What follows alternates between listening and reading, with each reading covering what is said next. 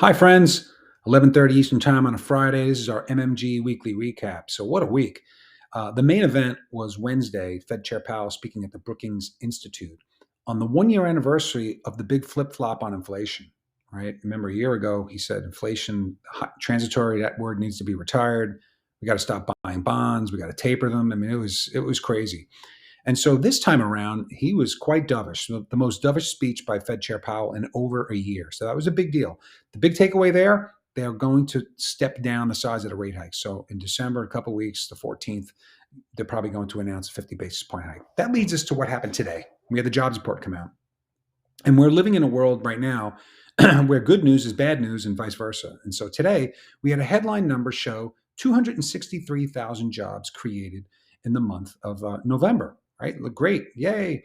And the unemployment rate stayed steady at 3.7%. Hourly earnings ticked up, and was not well received by the bond market. But I think the other thing that's a bit of a head scratcher is when you look at the jobs report, there's two methodologies. There's the establishment survey, which is what is used to produce the headline number, that 263, and then there's the household survey where you get the unemployment rate. And the obviously 263,000 jobs were created in the establishment, but when you looked at the household survey, it's quite fascinating. The unemployment rate stayed steady at 3.7. Why? Because 360,000 people left the labor pool. The labor pool is shrinking, right? And on top of that, the amount of unemployed people in the household survey was 140,000. So you get this incredible disconnect, right? 263,000 created in the establishment and 140,000 less people employed in the household.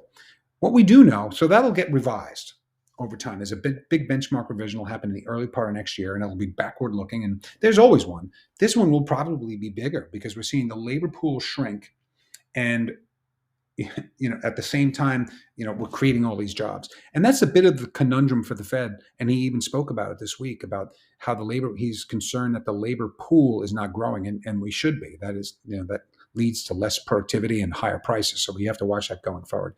So listen, as we look to next week, there isn't a lot of news on the docket.